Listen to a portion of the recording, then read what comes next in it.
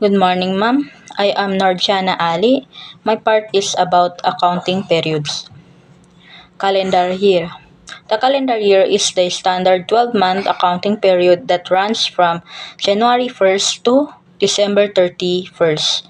This is the default period for most taxpayers who use it, both individual and corporate taxpayer.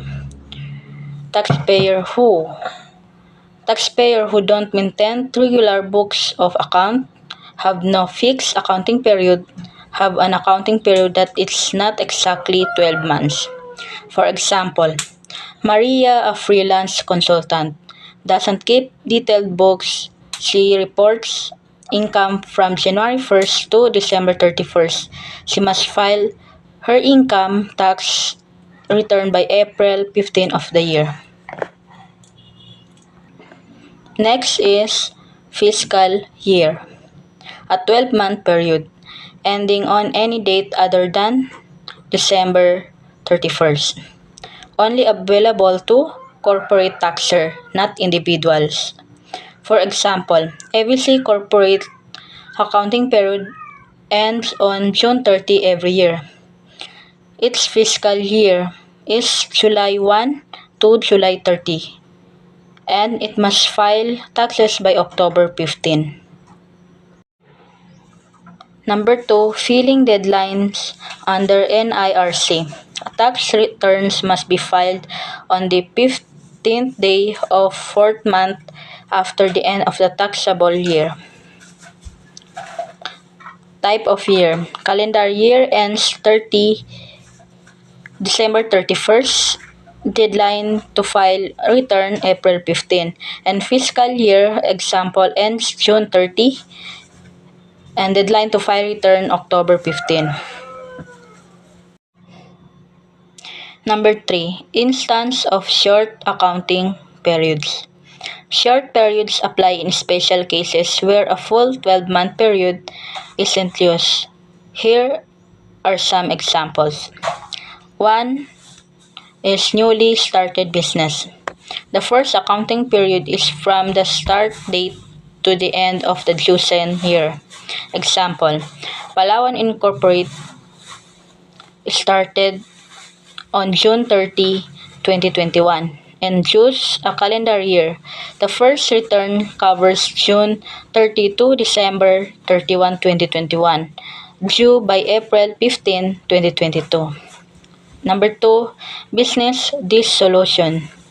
Covers from the start of the year to the date of closure.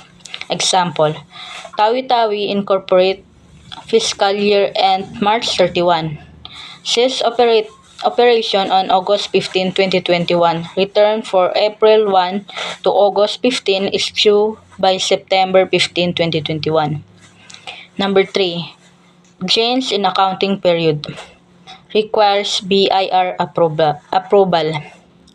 Example, Solo Corporate changed from calendar to fiscal year in February 2021. Must file a return for January to June 2021 by October 15, 2021. Second example is Zamboanga Corporate switched from fiscal to calendar year in August 2021. Must file July to December 2021 by April 15, 2022. Number 4, death of a taxpayer. The period ends on the date of death.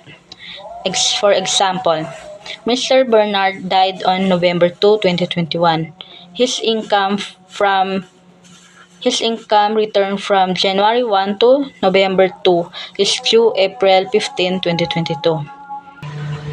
Number 5 is termination by the BIR.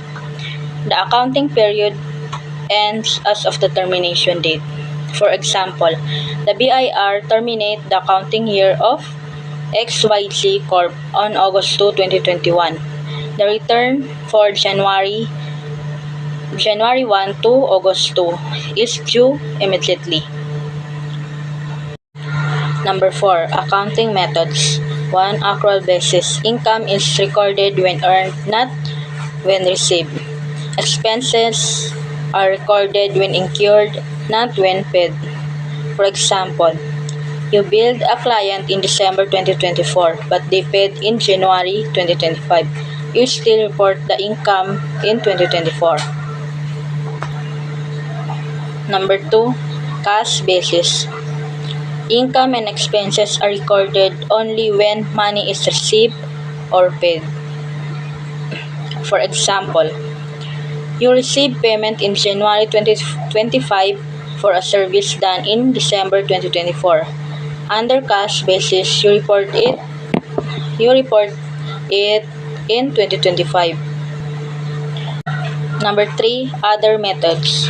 Installment method for long-term sales paid in parts. Percentage of completion, often used in construction. Income is reported as the work progresses. Outright or spread out method, used for sale where income can be distributed. Crop year basis, for agricultural income tied to harvest periods. Number 5, special tax rules.